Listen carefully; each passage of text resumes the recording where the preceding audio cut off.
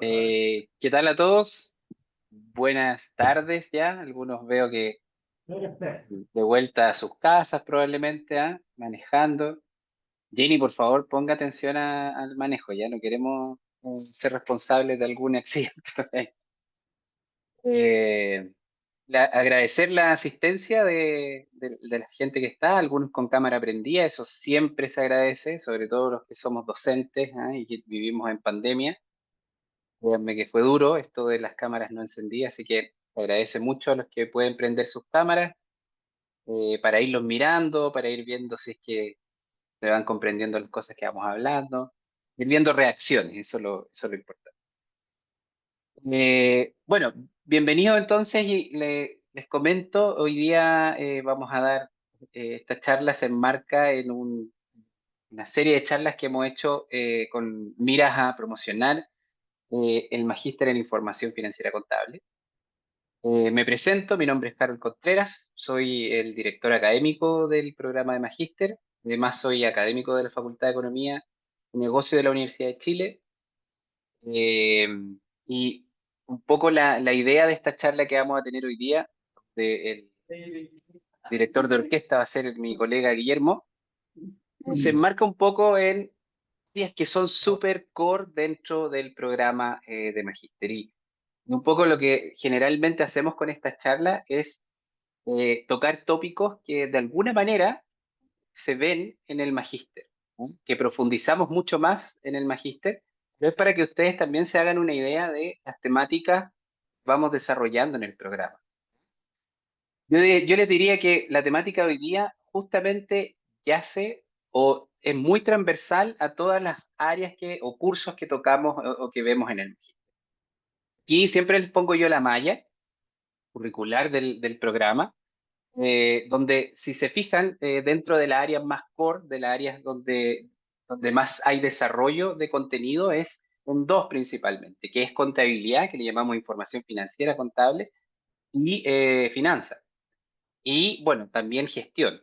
Yo les diría que justamente la charla que hoy día estamos mirando se enmarca de forma transversal y toca la mayoría de los cursos, porque para hablar de ratios financieros, tenemos que entender un poquito de contabilidad, tenemos que entender un poco de finanzas, tenemos que saber, y se utiliza mucho en gestión.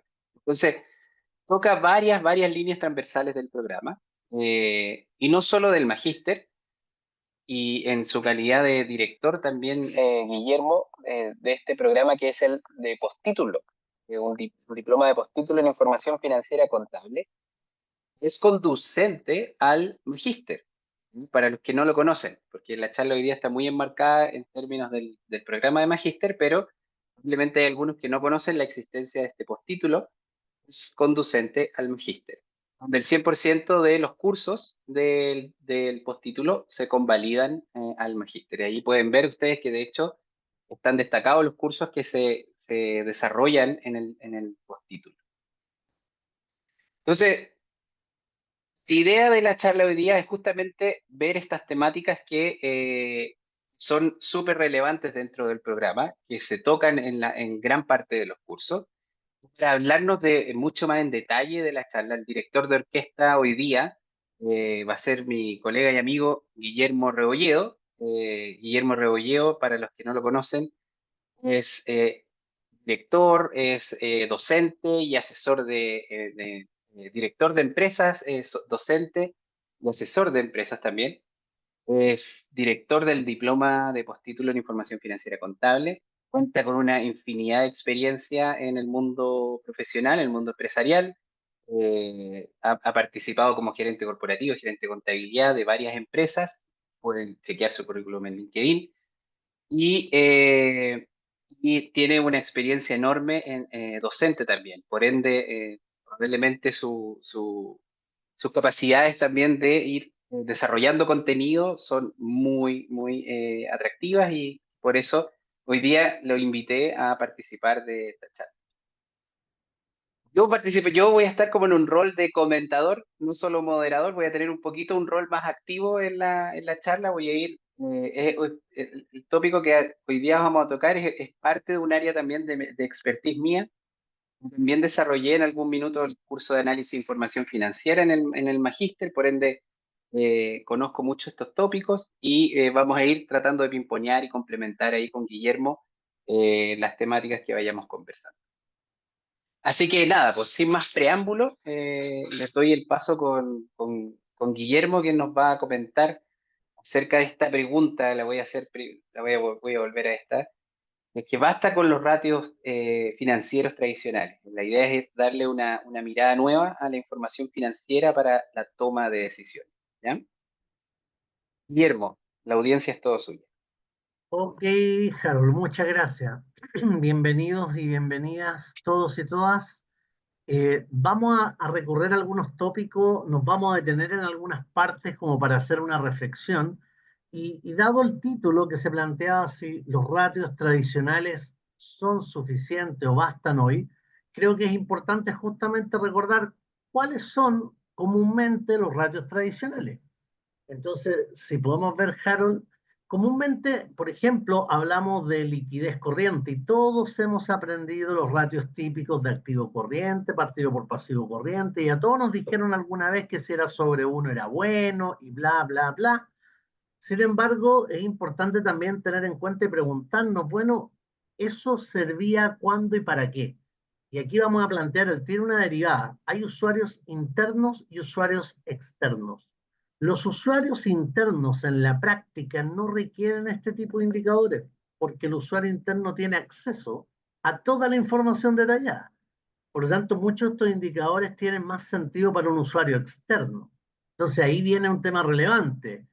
Para el usuario externo que interprete este número, va a ser importante entender qué está incluido en él. Y cuando se crearon muchos de estos indicadores y se potenciaron después de la Segunda Guerra Mundial, también el criterio y los registros contables eran distintos. Tenemos claro como concepto que salta la liquidez. En la otra, cuando hablamos de la rentabilidad sobre la venta, Harold, por please, Ujú.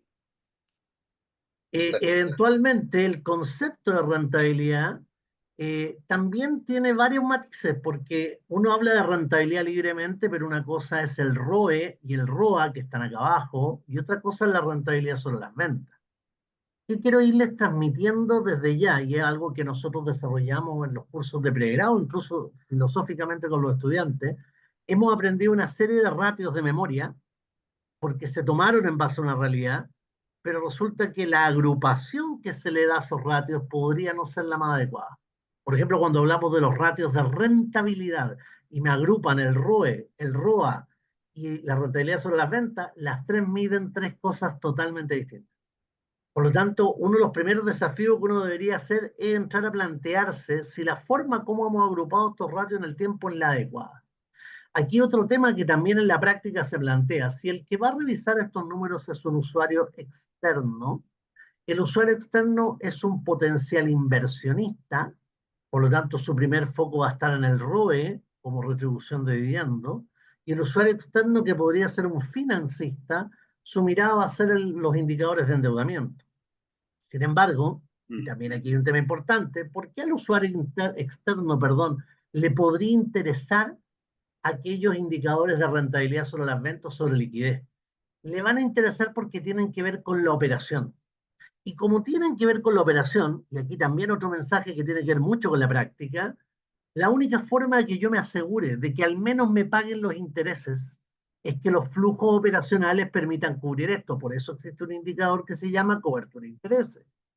Y la única opción que yo tengo que me pague la deuda es que en definitiva la operación genere flujo suficiente para pagar los intereses y la deuda.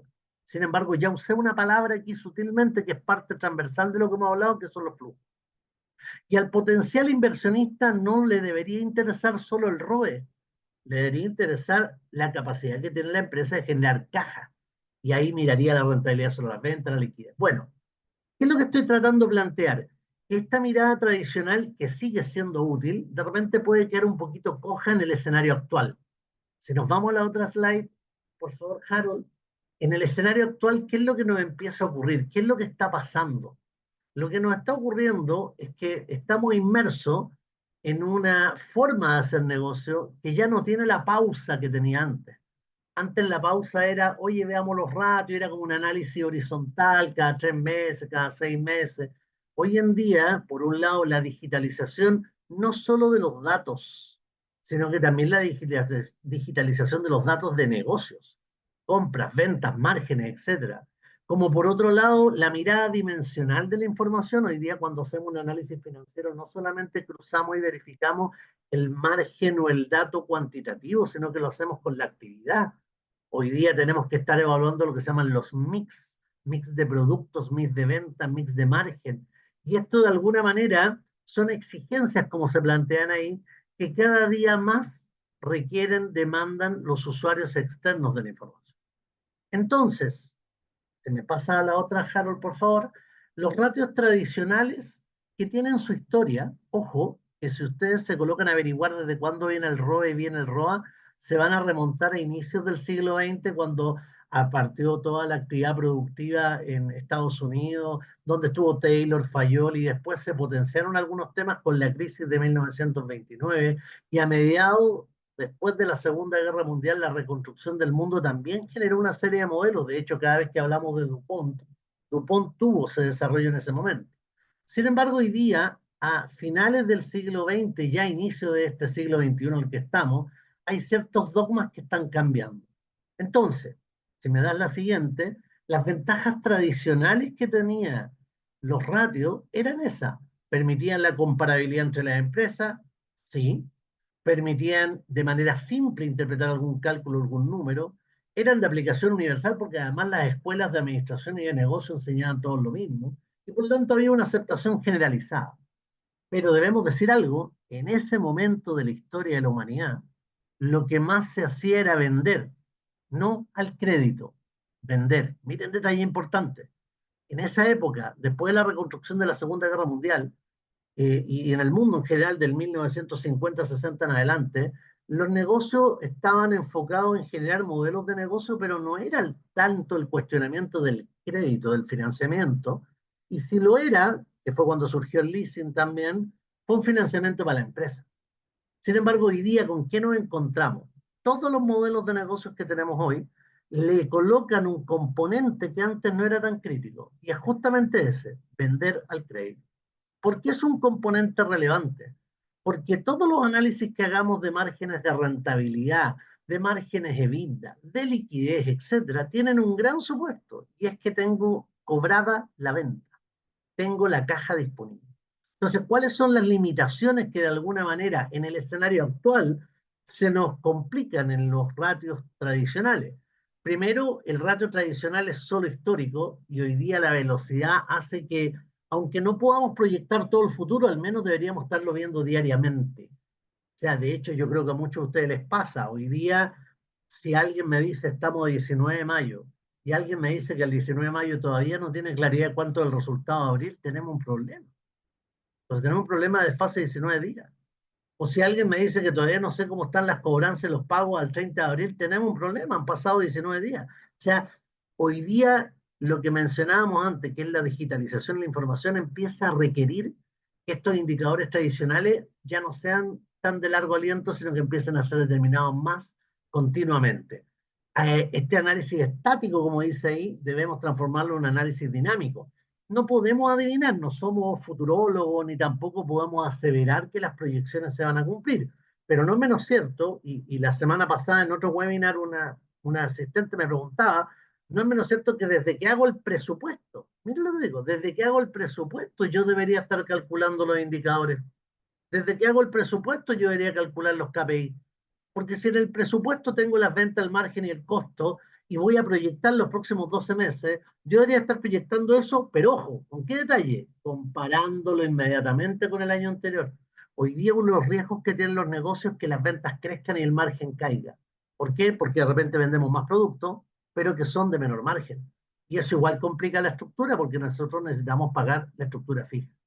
El tercer bullet vinculado con la limitación de estos ratios tradicionales tiene que ver con justamente la incapacidad de poder hacer predicciones, aunque si corriéramos modelos podríamos empezar a predecir algunas cosas, como podría ser algo tan relevante como la cobranza de las ventas. Y por último, podría haber, y este también es un tema relevante de nuestro postítulo, de nuestro magíster, un desalineamiento con las normas IFRS. Y ojo, no es que las normas IFRS hagan mal y desalineen los análisis, no. Lo que pasa es que las normas IFRS incorporan un elemento nuevo. ¿Y cuál es el elemento nuevo? Que igual lo vamos a profundizar. IFRS está enfocado principalmente a los usuarios externos, no internos. IFRS, en lo que es el estado de situación financiera, está enfocado a evidenciar y sincerar la estructura de financiamiento. Vale decir, IFRS quiere poder revelar el real volumen de deuda, por eso aparecen los pasivos por arrendamiento de IFRS 16. Y bajo esa lógica de IFRS, los estados de resultados bajo IFRS son cada vez más devengados. Y si son cada vez más devengados, ¿qué es lo que ocurre? El estado de flujo efectivo pasa a ser cada vez más efectivo. Y ahí empieza a aparecer la problemática que tenemos hoy día en nuestros ratios tradicionales. Ahora, detengámonos y hagamos una pausa ahí. ¿Qué podríamos reflexionar? Y ahí te doy la palabra, Harold, como para ir pimponeando, porque yo coloco un cuestionamiento que podrías estar o no estar de acuerdo. Si no estás de acuerdo, no estaríamos juntos acá, pero dale.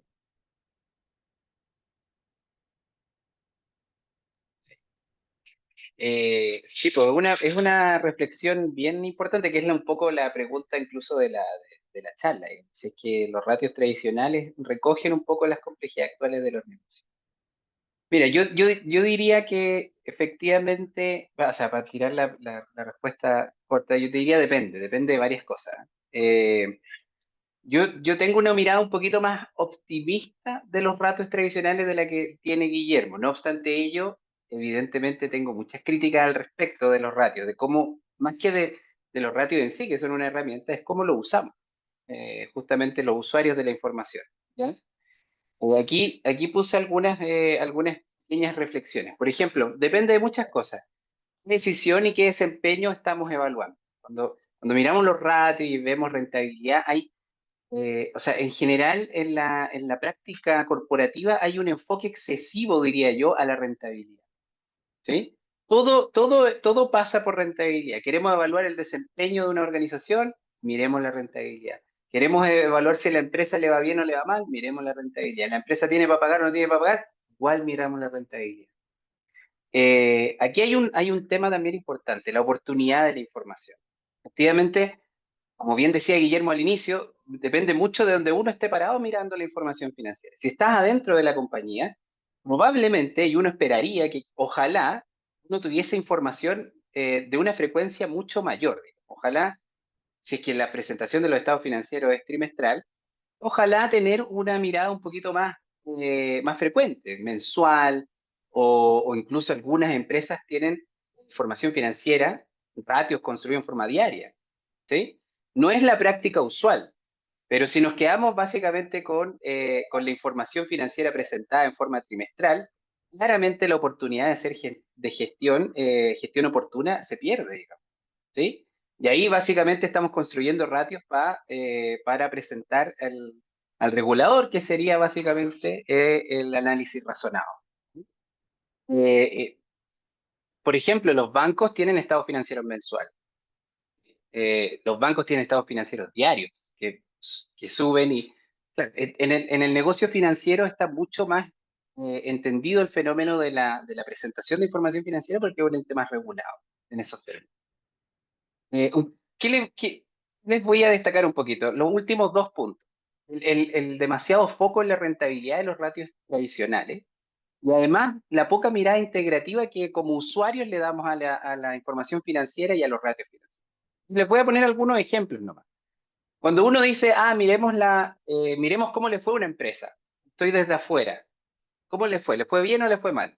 Generalmente lo que hacemos es mirar la rentabilidad. Fíjense que hay un montón de otros aspectos evaluativos. Ya Guillermo mencionó algunos, liquidez, por ejemplo. ¿Sí? Una empresa puede estar puede ser muy rentable, pero tener mala liquidez. Eso puede ser un riesgo enorme. Solvencia. Una empresa puede ser poco rentable, pero tener buena solvencia. ¿Sí? Y cuando yo digo solvencia es como, bueno, espalda, capacidad de pago en el largo plazo. Puede que puntualmente en los últimos 2 años le ha ido muy mal en rentabilidad, pero tiene solvencia. Eso no quiere decir que esté tan mal la empresa. Y una mirada que también a nosotros se nos olvida un poquito, que es la mirada de mercado.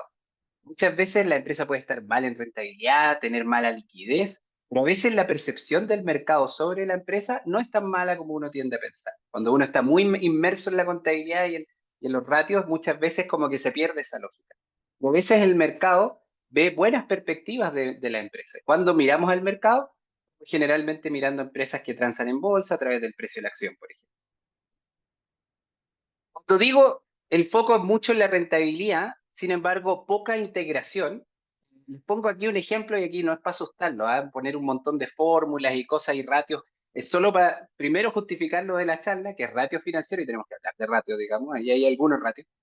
Eh, pero además es que esta enfoque de descomposición de la rentabilidad es algo que se aprende mucho en términos de análisis financiero. Es el DuPont, que lo que hace es justamente tratar de darle una mirada más integrativa a los ratios, a los ratios financieros. Justamente lo que hace es tratar de descomponer el ROE, que quizás han visto el método DuPont, que ya lo mencionó Guillermo, es descomponer el ROE en distintas áreas de evaluación.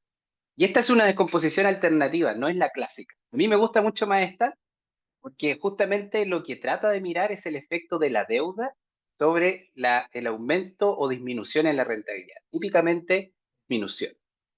Guillermo menciona algo súper importante. A veces las empresas no tienen el margen operacional para cubrir los gastos financieros. Y eso lo vemos acá, a través del Dupont alternativo. Es muy claro. Y aquí les voy a poner un pequeño ejemplito. Pequeño ejemplito de una empresa real chilena, que no les voy a mencionar el nombre, pero ustedes quizás podrán hacerse una idea. Fíjense que aquí está el Dupont que les mostré aquí, los ratios estos, desglosados, ¿ya? Y aquí tenemos en las líneas los que tienen que ver con rentabilidad. Por ejemplo, tenemos el ROA, el ROE, la tasa de interés efectiva que tiene que ver más que nada con los gastos financieros que paga la empresa, los gastos procedentes de financiamiento con bancos e instituciones financieras. Y el spread es la diferencia entre ROA operativo, ROA operacional y tasa de interés efectiva. Entonces, fíjense, ¿qué es lo que podemos observar acá directamente? Una caída sustancial al año 2020 de esta empresa en los ratios de rentabilidad. ¿No? ¿Lo pueden ver ahí? Además, ha habido un aumento un poquito en los gastos financieros que ha tenido esta empresa. Fíjense, además de eso, las barras. Y las barras nos muestran un poquito la deuda, parado entre el corriente y el no corriente. Entonces, si pueden mirar en el año 2020 hay un cambio de las barras. Quizás por los colores no se ve. Pero si bien la barrita más azul podemos ver que aumentó, que es justamente la deuda corriente, aumentó de manera significativa al año 2020. Y la barrita más gris disminuyó. Uno podría decir, ah, esta empresa está cambiando deuda del no corriente al corriente. Bien, esta empresa quizás se le vinieron vencimientos. ¿Cierto? Entonces aquí viene un tema, digamos. Y los ratios, así como lo estamos mirando al año 2020, pueden plantear escenarios que puede pasar a esta empresa en el futuro próximo, año 2021. Fíjense, contexto año 2020, pandemia, ¿cierto? Eh, Vencimientos que se le vienen en el corriente, es decir, y rentabilidades que están a la baja. O uno podría decir aquí la empresa tiene un riesgo primero de liquidez, ¿sí? ¿Tiene la liquidez suficiente para responder a estos vencimientos que se le vienen? Si no la tiene, que no la tiene, de hecho no la tenía, ¿qué creen ustedes que va a tener que hacer esta empresa? Probablemente dos cosas. Una, o refinanciar pasivo, ¿cierto? Renegociar con los bancos y cambiar el plazo de la deuda, pasarla quizás al no corriente, pero esa renegociación siempre tiene costo, entonces ahí hay un riesgo justamente de la renegociación de la deuda. Dos, la empresa si no puede renegociar va a tener que quizás adquirir más deuda, pagar deuda de corto plazo y adquirir deuda de largo plazo. Ahí se gatilla otro riesgo, riesgo de refinanciamiento. ¿Por qué se gatilla ese riesgo? Fíjense, contexto año 2020, pandemia. ¿Qué pasó el año 2021? Y el año 2022, tasas al alza, inflación y tasas al alza. ¿Cierto? Entonces, ¿qué va a tener que hacer esta empresa? Refinanciar deuda con tasas de interés. Fíjense, esto solo lo hice, entonces, ¿cuál es el escenario que pasa al fin y al cabo? La empresa, ¿qué hizo? Refinanció deuda y vendió activos. O sea, nosotros lo sabíamos el año 2020, solo analizando ratios, ya sabíamos o teníamos una idea de lo que esta empresa iba a tener que hacer el año 2020, que fue lo que efectivamente hizo, al fin y al cabo. Entonces, los ratios, si bien tienen una mirada muchas veces que son formación histórica, digamos, uno le puede dar una mirada prospectiva, ¿sí? Ahora, aquí el tema es la oportunidad de la información, la frecuencia de la información, que justamente, claro, con datos trimestrales muchas veces es difícil construir tanto análisis, pero algo nos dice, algo nos entregan de información estos ratos. Antes de que darle la palabra a Guillermo, que ya me quiere rebatir todo, No, no, dígame. para nada, no, Ah, ya, te quiero complementar y ah, algo que es ya, súper ok. relevante, y es que justamente aparece otro concepto que debería ser parte de la lógica de los análisis financieros hoy versus los antiguos, que a lo mejor estaba implícito, que es justamente el riesgo. Nosotros hacemos análisis de ratio no solo para confirmar un cálculo, ni para conocer descriptivamente lo que ocurrió, sino que siempre debiéramos estar mirando si ese dato podría estarme anticipando un riesgo. Y en este caso, Harold menciona el riesgo de liquidez refinanciamiento de mercado, y quiero hacer un vínculo con IFRS. La IFRS 7 de instrumentos financieros, como la norma de carácter general número 30 de la CMF, obligan a las compañías a referirse a sus condiciones de riesgo y solvencia, y literalmente dice, un riesgo que falta acá, que es riesgo de crédito, vale decir cuál es la probabilidad que mis clientes no me paguen, la caja que entra, riesgo de liquidez y riesgo de mercado, y en el riesgo de mercado están las tasas de interés u otro. Entonces, de alguna manera, si nosotros empezamos a mezclar las necesidades actuales, las normativas actuales con los ratios antiguos y tradicionales, estos ratios pueden servir, pero quedan cortos. Y ahí es donde tenemos que incorporarle una mirada profesional, y ya la vamos a comentar nuevamente, pero quiero que no olviden esto. Calculo el índice de liquidez, ¿para qué? Para saber si estoy frente a algún potencial riesgo de liquidez. Calculo mis indicadores de endeudamiento, ¿para qué? Para saber si estoy frente a algún riesgo de financiamiento o de refinanciamiento.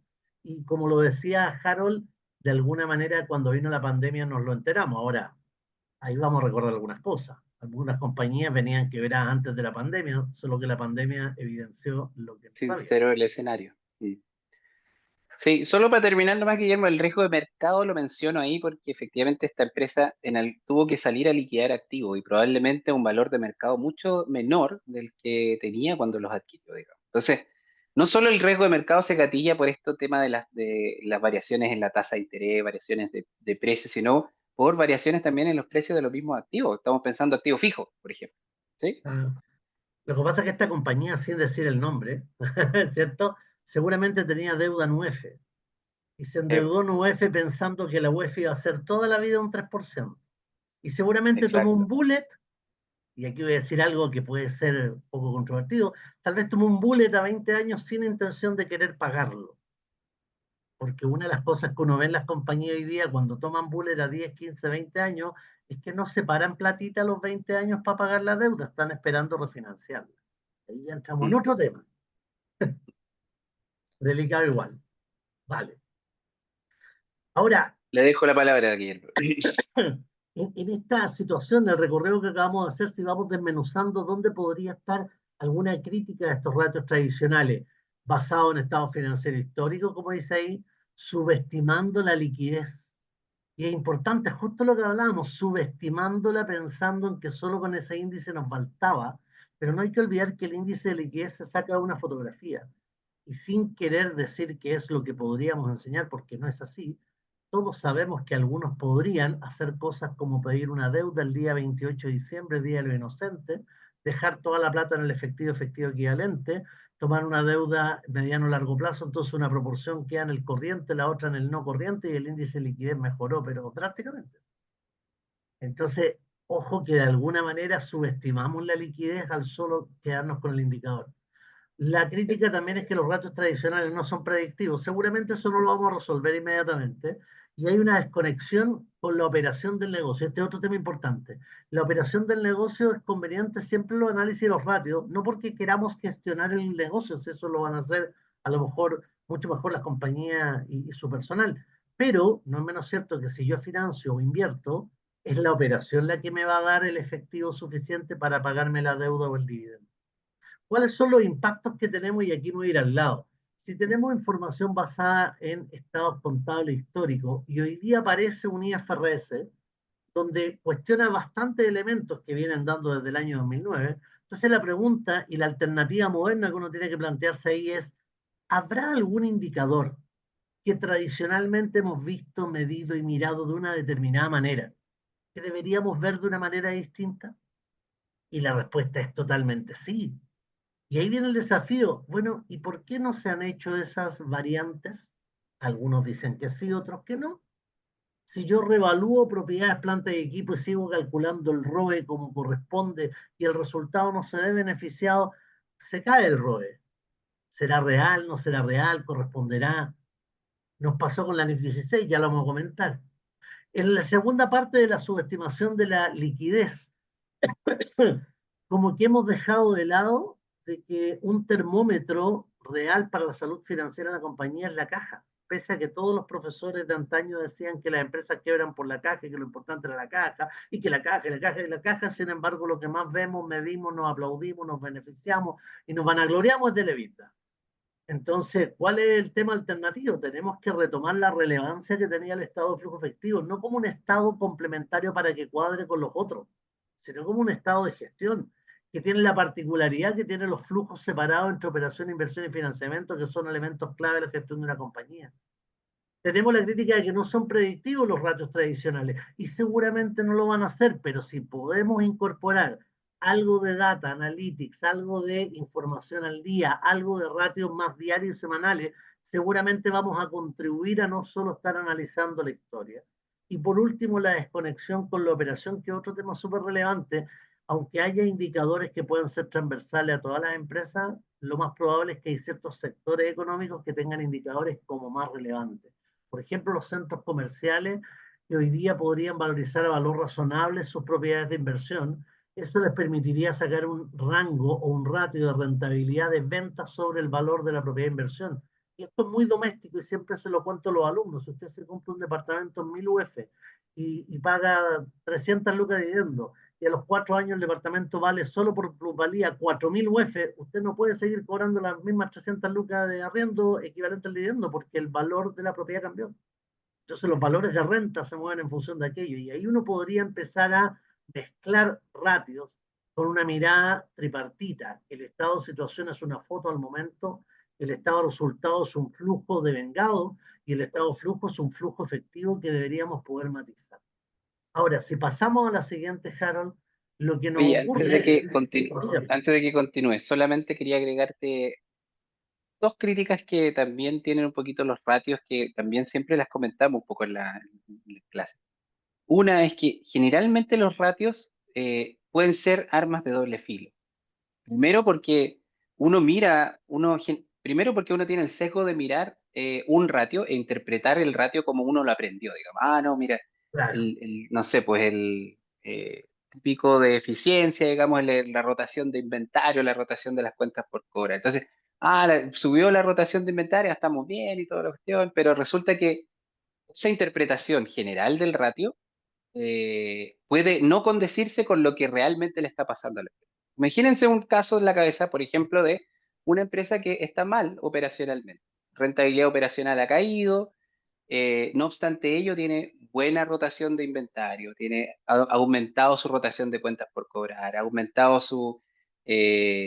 incluso podríamos decir que ha aumentado su liquidez. Entonces, ¿qué le puede estar pasando a esa empresa? Entonces uno de repente empieza a desglosar y resulta que la empresa le está yendo mal operacionalmente y empezó a deshacerse de activos. ¿Qué pasa si esta empresa desconsolidó una organización? Toda una empresa, toda una filial. Bueno, al desconsolidar, probablemente le mejoraron sus ratios de inventario porque ya no tiene tanto inventario y ese inventario salió. Probablemente bajaron las cuentas por cobrar y quizás le mejoraron su ratio de cuentas por cobrar.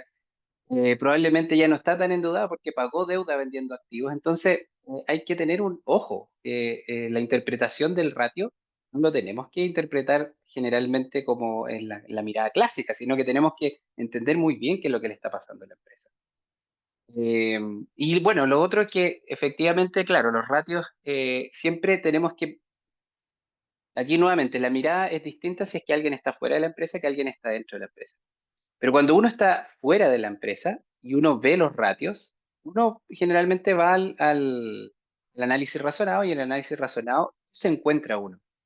Y las empresas, incluso en el mismo sector económico, calculan los ratios tradicionales de forma distinta. ¿Sí? O sea, por ejemplo, ya vemos que Cencosud calcula el ROA operacional de una manera y uno se va a vela y le presenta otro ROA, que no es el mismo ROA que presentó Cencosud. Hay que tener ojo. Esa realidad que hace que efectivamente el análisis razonado sea muchas veces difíciles de comparar, también se extrapola a la interna, cuando usted trabaja en su empresa y usa los ratios. Los ratios tradicionales tienen, como bien dice Guillermo, una mirada general para cualquier organización. Pero el ratio podemos construir como nosotros queramos, ¿sí? Es básicamente tener un cociente. A dividido en B. Y yo le pongo A dividido en B lo que yo quiera. A mí lo que importa es qué quiero medir con ese ratio. ¿Sí? La mirada de los ratios desde la gestión no tiene que ser supeditada, y esa es un poco la lógica que les quiero transmitir, los ratios tradicionales. Los ratios tradicionales sirven, pero la gestión que yo haga va a depender de lo que yo quiera medir. Para eso puedo construir yo mi propio ratio. Eso es un poquito lo que te quería comentar, Iet. Vale, si avanzas la otra slide y antes de partir, si quieres las tiras todas, pero complementando lo que decía Harold, es muy correcto esto de repensar la construcción de los ratios. De hecho, aunque no es el tema central de lo que vamos a ver y podríamos armar otro webinar, se han puesto a pensar que todos los ratios que conocemos, que nos han enseñado, son datos A o B, numerador o denominador, que salen del estado de situación y del estado de resultado, y ninguno sale del La estado mayoría. de flujo efectivo. Ninguno. No hay.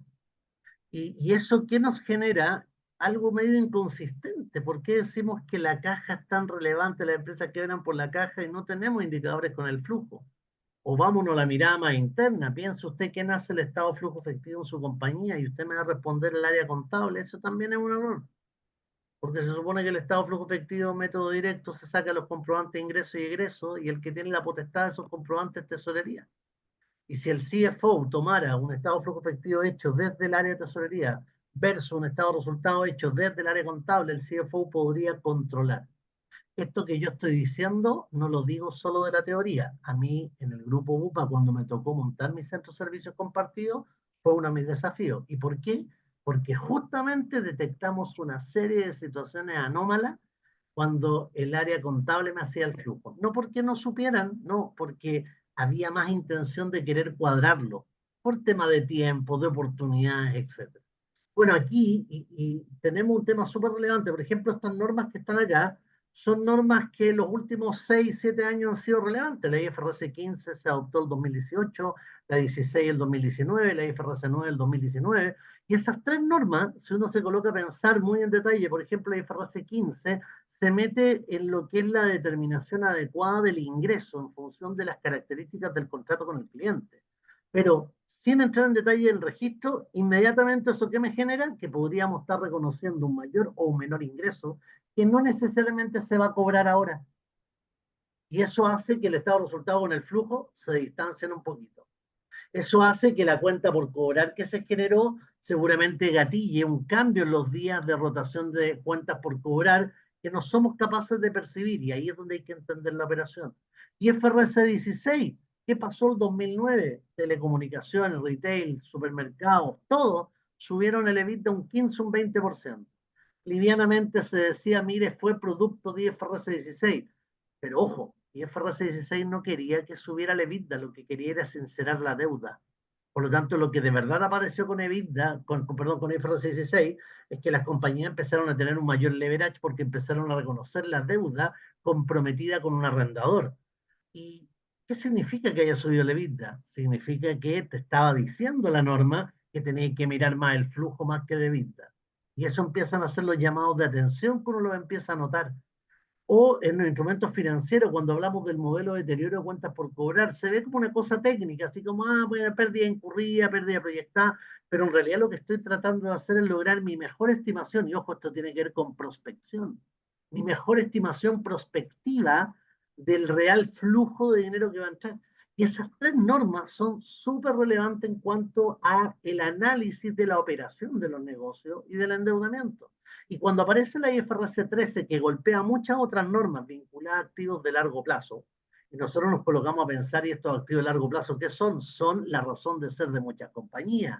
Los activos biológicos, las propiedades de inversión, las propiedades de planta de equipo. Entonces, se incorpora una variable de valorización, como el valor razonable. ¿Qué impacto puede tener eso en el ROAM? ¿Qué impacto puede tener eso en la venta futura?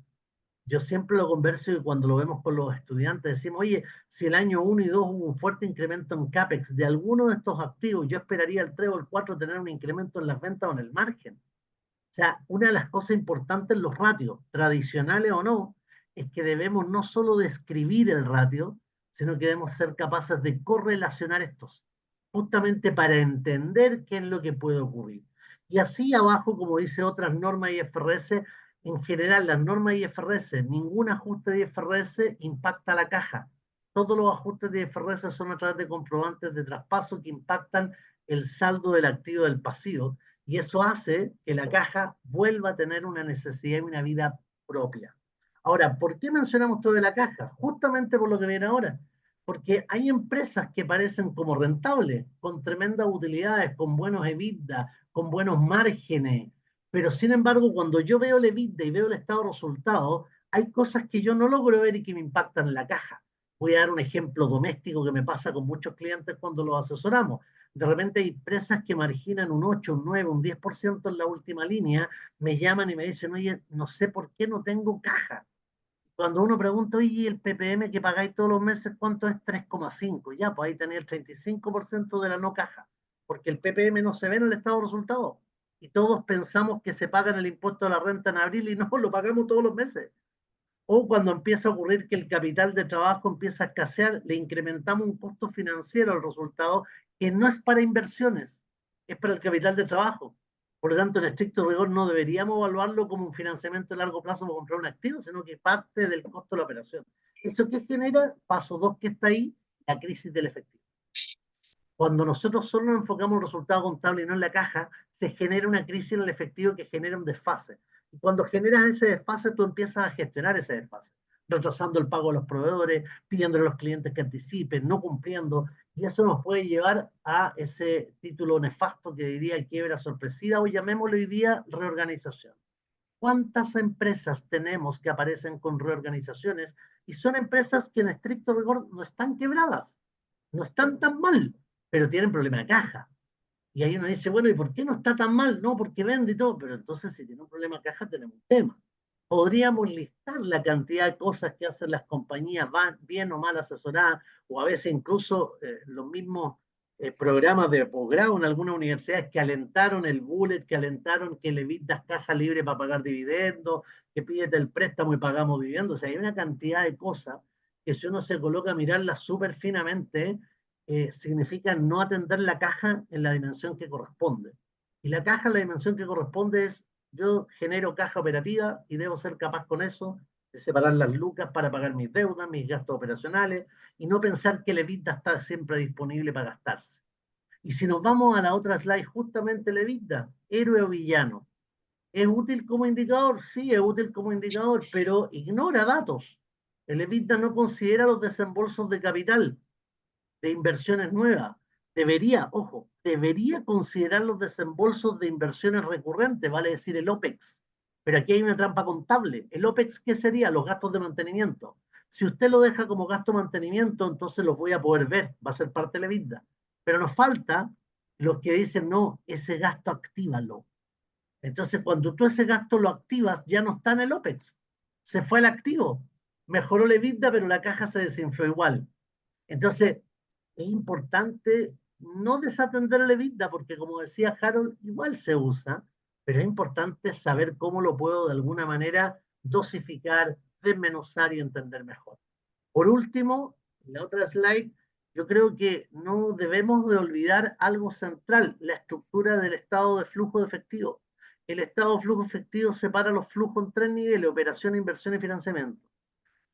Podríamos hacer otro webinar también con esto, pero los negocios, ¿cómo se gestionan? Los negocios se gestionan desde la operación, primero. Y desde la operación todo anda. Si la operación anda, hay margen, vendo con utilidad, logro pagar la estructura, yo recién ahí pienso en invertir.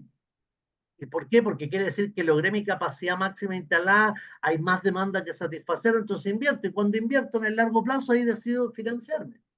Y ahí viene el apalancamiento. Entonces, este es un tren, yo le llamo el tren de la sostenibilidad financiera. O sea, yo no puedo pretender meterle inversión y financiamiento si la operación no la tengo controlada. Y la pregunta del millón es, ¿cómo controlo la operación? ¿Solo con el estado de resultados? No, señores, también con la caja. La liquidez como el margen sobre la renta son indicadores operativos. La liquidez no es solo una foto, es la capacidad de generar capital de trabajo o al menos de poder solventar la necesidad de capital de trabajo. Y esto es importante porque nos va a dar un flujo neto si es que da. Y ahí viene otra pregunta que también es filosófica. ¿Cómo pagamos los dividendos hoy día? Si habláramos de una empresa doméstica, familiar, uno vende, gasta, separa la utilidad y se paga el dividendo con la caja que va quedando excedente. Sin embargo, en los modelos que nosotros hemos aprendido y nos vamos engrupeando solos, de que esto da tal nivel de vuelta que cuando hay que pagar dividendos, si no hay dividendos, no importa, pídete un préstamo. Y de repente no nos empezamos a dar cuenta que a lo mejor estamos pagando dividendos no con excedentes de caja operativa, sino que lo estamos pagando con excedentes de caja que mezclaron la inversión. Como decía Harold, nos estamos desinvirtiendo de activos, pero tenemos caja. Y ahí hay una trampa mortal también. Hay muchas compañías que no las vamos a enumerar, pero cuando uno se coloca a ver sus estados financieros, no pagan dividendos regularmente. Y cuando los pagan y tú haces los cruces, no pagan de los excedentes de caja, pagan del futuro excedente de caja. Entonces también hay una mirada porque cuando yo incorporo un costo financiero para pagar dividendos o un costo financiero permanente para el capital de trabajo, ese costo financiero ya no es el costo financiero tradicional que usábamos para crecer en inversiones. Pasa a ser un costo financiero de la operación, porque yo para poder moverme, y ahí cambian el escenario, de hecho nunca hemos hecho esa distinción. Voy a dar solo un dato. Tengo un cliente que en algún momento nos pasó un problema con el capital de trabajo. El costo financiero del capital de trabajo era un 2%. Ellos se le empezaron a aumentar las ventas, pero se incrementaron a 90 días. Y el problema estaba en que el gasto financiero lo estaban viendo como un gasto así como de esto típico, no de la operación, está alejado, pero en realidad era un costo del negocio. Pues la pregunta del millón es, ¿le puedo trasladar al cliente ese incremento de precio? Respuesta no. Entonces, menor margen. Y esa no es la misma interpretación del gasto financiero que yo usé para comprarme la bodega. De hecho, hablábamos de una empresa contratista donde su principal negocio era rentar mano de obra, no tenía inversiones. Y ahí se generan estos problemas que les digo: PPM, retraso en los pagos, incremento en el capital de trabajo porque mejoran las ventas, pero a un costo financiero de línea de crédito. Sume línea de crédito, 1,5, 2. Por 3 meses le quitó 4,5% del margen. Ahora, ahí es donde vienen de nuevo otras reflexiones. Y claro, te doy la pasada. Pero aquí un poquito es esta disociación entre el EBITDA y el flujo operacional del F. Aquí esta es una pregunta súper filosófica, ¿eh? Que de repente yo trato de hacérsela a gente en dos disciplinas, una en contabilidad y el otro en la gente de finanzas. Y ahí las respuestas son de varios sabores y colores. ¿Ah? La verdad es que me he encontrado cuando hago esta pregunta con gente que no tiene claridad en lo conceptual, digamos, de lo que tiene el EBITDA y lo que implica el flujo operacional. Por ejemplo, una de las cosas que siempre ahí nos preguntamos es si cuando cuando hacemos una proyección de flujo de caja. De hecho, en finanzas se hace mucho eso, que es, ¿sabes qué? Determinamos el valor de la empresa y lo que típicamente se hace es proyectar un flujo de caja. Y para darle un poquito la connotación de financiera, le decimos flujo de caja libre, ¿ya? Que típicamente es un flujo de caja, un flujo de efectivo.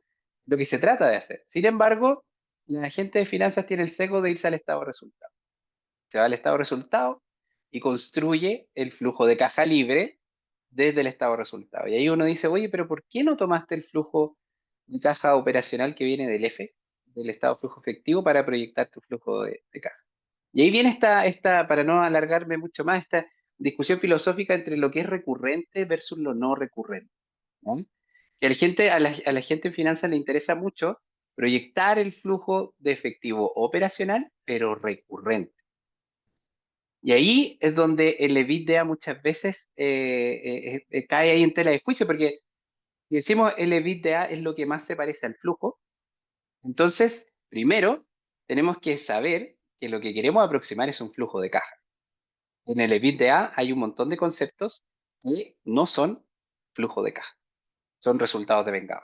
A pesar de que ya les contamos depreciación y amortización, estamos hablando del EBITDA. Igual, hay conceptos de resultados de vengado que no son flujos. ¿Ok?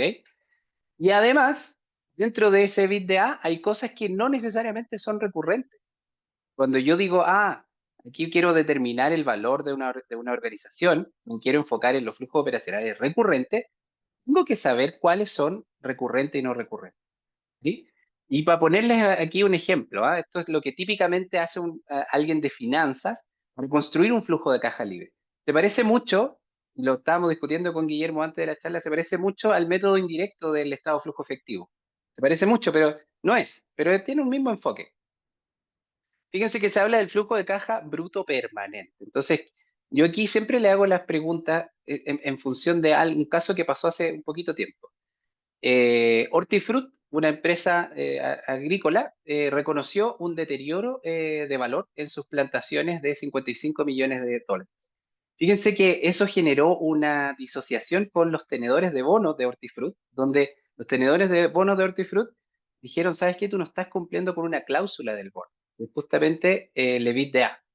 El EBITDA dividido en gastos financieros, ya no me acuerdo cómo era el ratio, pero no estás cumpliendo porque si yo calculo el EBITDA de manera con los ítems recurrentes versus los no recurrentes me da distinto. Entonces, lo que se daban cuenta era la incorporación del deterioro de valor dentro del EBITDA cambiaba completamente el ratio.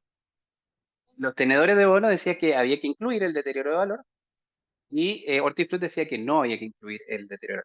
Pregunta para ustedes, conceptual. ¿Debiésemos incluir el deterioro de valor de activos no financieros, MIC 16, MIC 36, perdón, en el EBITDA? ¿Sí? Pueden reflexionarlo un poquito. Pero eso generó toda una Yo creo que, controversia en yo creo esta que empresa. sí, porque al final del día eso no es flujo. Deberíamos incluirlo en el EBITDA, entonces. ¿Sí? Tal como Claro, incluye la depreciación y amortización. ya, pero en la depreciación y en el EBITDA la desagregamos, ojo. O Eso es sea, lo habría que que desagregarla, a eso me refiero. había que desagregarlo ya. Habría Había que que desagregar. desagregarla porque Fue lo eso que no, hizo Hortifruti. al final del día Eso, eso es lo que hacía Hortifruti. no es flujo de caja. Claro, no es un flujo de caja, pero fíjate que cuando calculaste el deterioro de valor, y lo pongo para el debate nomás, cuando calculaste el deterioro de valor, lo que hiciste fue calcular un concepto que nosotros le denominamos los contables en valor en uso. Y lo que hiciste ahí es proyectar flujos de caja, traerlo a valor ¿Mm? presente y decir, ¿sabes qué? El saldo contable de mis activos es mayor que el valor en uso que determiné proyectando flujos futuros. Entonces, ¿qué es lo que me está diciendo ahí cuando yo reconozco un deterioro? Que quizás hoy día los flujos no están deteriorados. Pero a Pero futuro podría ser. prospectivamente la mirada futura es que estoy diciendo que sí, pues, que efectivamente van a caer los flujos. Y ojo, ojo, que esta disociación entre recurrente y no recurrente. Entonces, yo habitualmente le pregunto solo a la gente de finanzas para molestarla, ¿ok? Para molestarla cuando hacen el valor de una empresa. Oye, ¿y en la proyección del flujo de caja libre, incluiste o no incluiste el deterioro de valor de los activos financieros, de los activos no financieros? Y quedan un poquito mareados, porque muchas veces no conocen el concepto. Ok, y con esto termino para no alargarme tanto. Otra de las cosas que muchas veces lleva esta mirada, demasiada mirada en el EBITDA y creer que el EBITDA se parece a un flujo de caja, incluso en los conceptos en el contexto de fusiones y adquisiciones. En los años 90 estuvo muy de moda durante mucho tiempo adquirir empresas con el único fin de incrementar artificialmente la utilidad por acción, la UPA, utilidad por acción, en lo que se conoció como acuerdos acreditivos. ¿Qué son los acuerdos acreditivos? Básicamente, adquirir una empresa adquiriente y una target, adquirir una empresa con el único fin de mejorar artificialmente el ratio de la utilidad por acción. ¿Por qué? Alguien podría decir, ¿cómo voy a querer adquirir una empresa solo con ese fin? Porque con la UPA se toman demasiadas decisiones en la empresa. Se pagan dividendos, se pagan bonos, se pagan gratificaciones, entonces un aumento de la UPA tiene varias ventajas. Entonces, ¿por qué les digo artificial? Porque fíjense, acá tenemos una empresa A que es adquiriente, una empresa B que es target. Las dos tienen la misma utilidad. Si hacemos la suma para el lado, da 400. Número de acciones, 100 y 100. Pero con el acuerdo, esto es solo por el acuerdo, la mitad de las acciones de la adquirida, de la adquiriente, perdón, de la target se van a la adquirida, entonces terminamos con 150. Y la UPA, que en el caso de la empresa adquiriente y la target era de 2, pasa en la nueva empresa a ser 2,67. O sea, pasamos de dos empresas que tenían una UPA de 2 a una nueva empresa que tiene una UPA mayor. Precio de la acción, el alza, porque claramente es una buena noticia, todo el mundo quedó muy impresionado con esta nueva UPA, pero ojo que los acuerdos acreditivos, después de un tiempo, se sincera realmente la razón del cual fue adquirida la empresa y eso tiende a deteriorar los indicadores. Ok, eso quería comentarles un poquito de esta disociación entre el EBITDA y el flujo de caja, que es un poco lo que apuntaba Guillermo, para que vean que en el fondo, sí, ponemos mucho énfasis muchas veces en el resultado y el EBITDA, siento que o queriendo parecerse a un flujo de caja, pero que muchas veces no lo es y hay que tener cuidado. Guillermo, muteado. Sí, Perdón, sí. yo diría que hasta aquí está como lo medular de una parte importante de nuestra presentación, porque recuerden que el título decía, basta con ratios tradicionales, como un buen cuestionamiento, y yo creo que lo que hemos tratado de plantear hasta aquí es decir, sí, o sea, no podemos ignorar situaciones que se dan para efectos de mejorar la toma de decisiones. Entonces, hasta aquí si tuviéramos que hacer un pequeño check, ¿los ratios tradicionales sirven? Sí. ¿Son suficientes? No. ¿Qué tenemos que agregar? Tenemos que agregar otros componentes que hoy día son necesarios. ¿Tenemos que considerar cómo nos impacta la aplicación de las normas IFRS? Sí, porque podrían haber algunos ratios que podrían ser mejores o peores. Tenemos que incorporar una mirada más desde el flujo de efectivo, no por el flujo en sí, sino que para cubrir los riesgos de liquidez. Tenemos que incluso mirar más algunas normas IFRS, como las que acaba de mencionar Harold de la NIC 36 de Hortifruti, porque si me meto un poquito en el detalle de ahí, cuando yo deterioro un activo, aparte de lo que menciona Harold, de que es porque de verdad va a haber un deterioro en los flujos y eso es caja, también la otra pregunta que hay que hacerse es, ¿recién te diste cuenta que se va a deteriorar? ¿No será que venía hace 5 años deteriorándose y no hiciste nada? ¿No será que había que cambiar la vida útil y en realidad no lo hiciste? ¿Por qué? Porque hay una serie de otros procesos y procedimientos que vienen detrás de IFRS y yo siento que aún nosotros como profesión en Chile lo hemos visto muy como el registro contable. Ahora, si a todo esto le colocamos lo que está apareciendo en pantalla, de que el análisis financiero ya no lo necesito así como para poder filosofar un ratito, sino que lo estoy necesitando para tomar decisiones. ¿Qué es lo que empieza a aparecer? Te entregan herramientas, aparece un Power BI, aparece un dashboard, aparece el análisis en la nube. Y el gran desafío, ¿cuál es? Ya no es que la máquina no los calcule, no. ¿Qué quieres que calcule? Ahí viene la gran pregunta. De hecho, cuando queremos pasar de un ratio trimestral a uno mensual, ¿qué necesitamos? Que el dato esté mensualmente. Y si queremos pasar de uno mensual a uno diario, ¿qué necesitamos? Que el dato esté diariamente. Y ahí nos podríamos entrar a cuestionar cómo son los procesos de carga de información en nuestros distintos negocios. El análisis predictivo, la evaluación de riesgo y la optimización de recursos es una presión permanente que vamos a tener tanto en los negocios como también en la conformación de ratios. Entonces, la invitación es no solo a que tengamos que crear ratios financieros que puedan mejorar el tradicional, sino que además inventar ratios de la operación de financiamiento o de financiero que los podamos también colgar de esta herramienta. Si pasa a la siguiente, yo creo que el gran desafío hoy día, y pensando un poco en los que somos más viejos, me incluyo, es cómo vamos mezclando la tecnología con la experiencia. ¿Por qué? Porque la tecnología va a hacer hartos cálculos, pero la experiencia es la que nos va a indicar cómo se relaciona A y cómo se relaciona B. Cuando yo le pido a alguien que me calcule ratios, me calcula varios, pero en realidad yo tomo dos y me sirven, ¿cierto? Y eso tiene que ver con la experiencia. Les voy a dar solo un dato, un ratio que siempre lo trabajamos con los estudiantes. Las ventas en el estado de resultados están netas de IVA. El cobro de los clientes en el estado de flujo efectivo están con IVA. Si la empresa vende más o menos lo mismo, para que no le coloquemos la variable de grandes criterios de cambio, dividir el cobro de clientes partido por la venta debería darme 1,19 si es que las ventas son estables. ¿Por qué? Porque la cobranza está con IVA. Entonces, si usted calculara esto diario, semanal, mensual, ya no anual, ¿cierto? ¿Qué pasaría si el indicador empieza a ser 1,19, 1,17, 1,15, 1,10, 1,4? Indudablemente que todavía sigue cobrando bien, porque está cobrando más de lo que vende, pero le está adelantando un riesgo, le está diciendo la velocidad de recupero de las ventas está siendo más lenta de lo que queremos. Y si eso yo lo combino después con si las ventas están creciendo o no respecto al año anterior, puede ser más riesgoso. Si el indicador cae del 1,19, 1,15, 1,14 y las ventas están cayendo anualmente, tal vez se explica. Pero si las ventas van subiendo anualmente y el indicador cae, tengo un doble riesgo.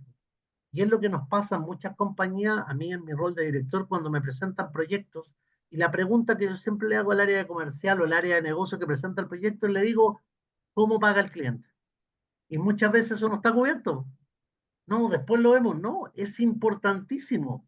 Porque si lo que voy a hacer es vender un producto, un servicio donde el cliente lo va a pagar en 3 o 4 o 6 meses, me incorporaste una variable que no debemos evaluarla después cuando ocurre, tenemos que evaluarla ahora, que se llama capital de trabajo y su financiamiento. Yo diría que hasta ahí nomás, Harold, y ahí nos pasamos a la otra reflexión antes de ir cerrando, ¿sí? Porque creo que de alguna manera hemos ido tocando los distintos tópicos y obviamente Sí. podemos hacer las preguntas. Sí, pues aquí, bueno, un poco como un poco el tema que estabas tocando recién, cómo la transformación digital puede afectar la generación de los ratios financieros. Y yo creo que un poco ya lo comentaste, no me quiero alargar más para darle espacio a las preguntas de los muchachos que tienen ahí.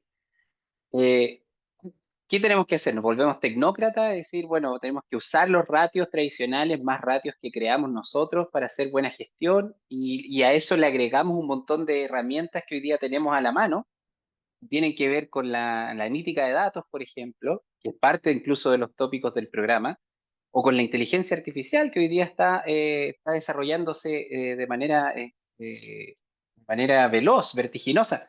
Y de hecho la charla que tuvimos el mes pasado se trató un poco de eso, de la aplicación de la inteligencia artificial a modelos de riesgo de crédito. Efectivamente, yo creo que sí, son herramientas. Pero hay algo que yo siempre transmito también en clases que vemos esto de la inteligencia artificial, el Big Data, el Data Analytics, como herramientas que nos van a permitir construir también ratios usados para la gestión. No solo de construcción del ratio, sino tener información útil para la toma de decisiones, donde los ratios sean parte importante de esa información. No obstante ello, creo que nada reemplaza, y esta es mi opinión personal, Guillermo quizás pueda estar de acuerdo o no, nada reemplaza el juicio experto. O sea, y lo que nosotros vamos a tratar de un poco desarrollar con ustedes en el programa es parte de las cosas que de hecho estuvimos conversando hoy día, que es el juicio experto. Aspectos de los que fue comentando Guillermo de su experiencia profesional, más los que le fui comentando yo, tienen que ver con desarrollar un juicio experto. ¿Qué ratio necesito para gestionar adecuadamente o el flujo operacional? Eso lo decide el que está en la empresa, ¿sí? Y en base a la experiencia. Y después le agregamos esta herramienta de analítica para poder hacer mejor gestión. Herramientas hay varias, ahí yo les puse algunos ejemplos de análisis discriminante, pero que no voy a entrar muy en detalle, pero solo para que vean que hoy en día la analítica, que no tiene que ver necesariamente con tecnología, sino tiene que ver también con generación de modelos que vienen desde la estadística, que vienen desde la ingeniería, para hacer negocios, para gestionar negocios, hoy en día se están usando mucho. El análisis discriminante es uno de ellos. Por ejemplo, para predecir la quiebra de una empresa, la quiebra de un banco. No solo la quiebra, sino también predecir, por ejemplo, si es que una cartera de crédito va a caer o no en default, en quiebra. ¿Sí? Análisis de riesgo de crédito. Conclusiones, Guillermo, ahí para que no nos Oye, alarguemos me más. quiero colgar solo una cosa. Me acordé cuando tú dijiste la predicción de las quiebras. Vean la película La Gran Estafa, que tiene que ver con la crisis subprime, y uno de los personajes centrales de la película hace un análisis matemático, estadístico y de seguimiento para anticipar lo que iba a ocurrir. Es muy interesante porque tiene que ver La gran apuesta justamente, se llama, la perdón, gran La Gran apuesta, Apuesta, no, de veras, La Gran Estafa, otra que estoy viendo. la otra, o The Big Pero muy Short. buena, muy buena. Ahora, creo que justamente esta última slide, la siguiente, con grandes conclusiones. Primero, equilibrio normativo estratégico. IFRS, y yo que llevo tiempo en esto, no es una norma para aplicación del registro contable exclusivamente. Es una norma que trata de alguna manera de alinear posición, y por eso que es tan relevante que en su interpretación no perdamos la mirada estratégica de qué es lo que quiere revelar la norma y qué es lo que quiere revelar el negocio. Segundo, la caja va a seguir siendo importante. No el saldo de la caja, ojo, sino que cómo se genera la caja. Es muy importante esto. Lo que se quiere medir es cómo genero caja. Genero caja desde la operación, bien. Genero caja desde la inversión, mal, porque quiere decir que me estoy desinvirtiendo. Genero caja desde el endeudamiento, más o menos, depende para qué te estés endeudando. Y por último, la orientación prospectiva, o sea, todos estos conocimientos tenemos que ponerlos a disposición de poder entender cómo ir contribuyendo a las proyecciones. Insisto, no somos futurólogos ni adivinos, pero podríamos tener de repente la capacidad de relacionar variables como para poder prospectar alguna situación, especialmente para anticipar riesgos. Y por último, una pregunta de reflexión que no la vamos a responder, pero que puede dar cabida a lo que viene. Después de todo lo que hemos hablado, ustedes en sus empresas, sus jefes, lo que han estudiado, ¿de dónde sacan finalmente la información para tomar decisiones? ¿Desde qué gestionan en el día a día? ¿Desde la contabilidad, desde la caja, desde una mirada más estratégica, un enfoque diferente? Y lo dejo abierto porque creo que no podríamos dar una única respuesta, pero después de la exposición que hemos hecho junto a Harold es plantear lo relevante que es buscar la integración y no perder de vista que hay elementos clave. Como dijo Harold, no es cosa de imponer los ratios tradicionales y 10.000 ratios más. A lo mejor, y como decían en los concursos de cocina, menos es más.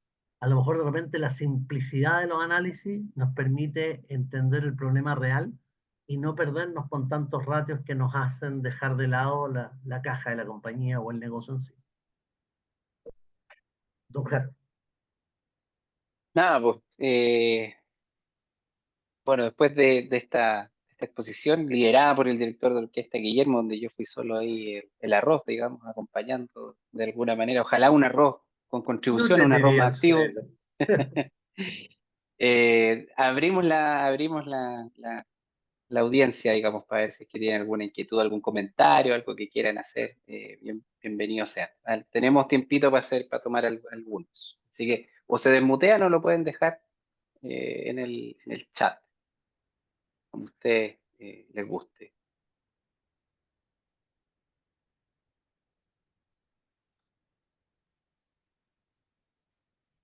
Clarísimo parece. Quedó súper claro. Excelente. No, mira, dice, excelente charla, así que creo que la hicimos muy bien. Explicamos todo, ¿ah? Yo creo que la invitación va a ser de que de aquí igual uno pueda armar dos o tres temas más y si nos ayudan a convocar más gente, seguramente podríamos hacer la saga de los ratios y Alevita. Claro. Les voy a dejar en el chat el link al el programa de postítulo de Información Financiera Contable y también el del Magíster para que puedan ir averiguando más cosas sobre ambos programas. Y si hay interés de alguna manera en alguno de estos programas, está Sandra Redón ahí conectada, que es la ejecutiva que ve el magíster, que le pueden ir preguntando lo que ustedes quieran en relación al programa. Y nada, pues dejarlos invitados nomás si es que quieren averiguar más del programa de magíster, la próxima semana yo voy a estar dando una charla informativa sobre el programa. Y bueno, Guillermo también está disponible para preguntas sobre el postítulo, así que bienvenidas sean siempre. Sí, solo agregar, Harold, que en estas instancias, indudablemente que nos interesa que conozcan nuestros programas, pero también creo que es súper relevante que sepan que tienen un espacio en la FEN. Y tienen un espacio en la FEN porque, primero, abrimos este espacio para discutir y conversar, reflexionar. Y segundo, porque no solamente está el magíster, hay un montón de otras alternativas. Y yo creo que lo relevante de esto es que podamos transmitirles ideas y ojalá ustedes pregunten para que puedan irse más claros aún, pero que también recordemos que la universidad y un poco lo que hacemos es justamente eso. Entonces, aprovechar estas instancias, mantenerse conectados, suscríbanse a lo que son las páginas de la escuela posgrado, de ejecutivo, porque siempre vamos a estar enviando información. Y como dice Harold, siempre disponible. Los que me conocen saben que si hay tiempo, igual me tomo un café y Ujú. conversamos. Ya pues chicos y chicas, les agradezco entonces por la presencia en la charla, por la atención, por estar ahí algunos con cámaras prendidas, les agradecemos mucho eso y nada, pues esperamos verlos por la FEN en algún minuto, ya sea en algún programa o por algún café, como dice Guillermo, siempre disponibles ahí, abiertos a sus inquietudes. Leonardo, con Bueno, su agradecer a todos nuestros participantes. Solo decirles que a partir de mañana, ya que esté disponible la grabación de esta charla, la vamos a compartir con cada uno de ustedes vía correo. Así que para que no pierdan la oportunidad. Y también si es que están interesados en conocer en profundidad sobre nuestro postítulo o nuestro magíster, Sandra con mucho gusto los puede ayudar. Pueden hacer todas las preguntas que ustedes deseen, sin ningún compromiso, así que siéntanse con la libertad de preguntar todo. Son programas bastante completos, por lo tanto también requiere de pensarle un poquito más. Así que nada, agradecer a nuestro profesor Guillermo y también a nuestro profesor Harold, también a Sandra de parte del equipo de admisión que nos regalaron un poco de su tiempo para estar el día de hoy. Así que muchas gracias y que estén muy bien. Ok, Nos nos vemos, ¿ah? vemos. Hasta luego, Chao, cuídense. chao. Chao, que Chao, estén chao. muy bien. Un Muchas gusto. gracias.